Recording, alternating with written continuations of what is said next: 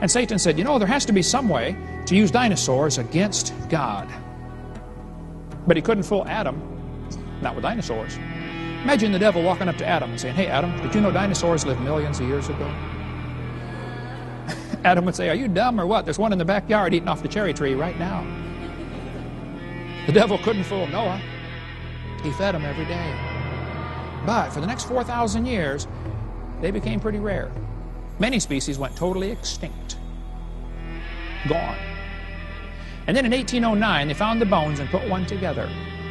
And the devil was there that day.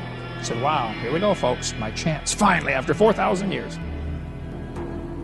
Satan said, you know, these critters have always lived with man. I know that, and God knows that. But these people don't know that. So the devil said, I think I'm going to tell everybody they lived millions of years ago. And if they believe it, it'll make them doubt the Bible. And boy, has it worked good. You know, for the last 200 years, kids have been going to kindergarten and getting a book like this. I can read about dinosaurs. Would anybody like to just take a wild guess at what the first sentence in the book says? Honey, I'm home. Millions of years ago. Yeah, sure enough. So many books in our libraries teach this stuff. Millions of years ago. How many kids are being taught that in your town? At your expense.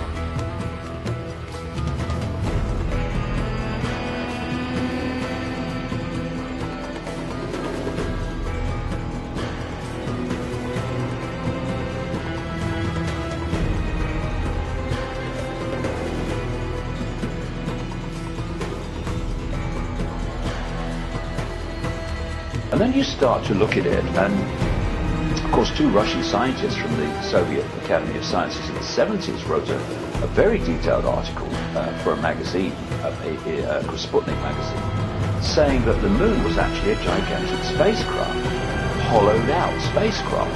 You know, I feel, you know, it could be constructed from scratch, if you like, or it could be a hollowed out planetoid, because this is a really important area of perception. If you want to put people in a box in terms of their sense of possibility, then suppress the information that can give them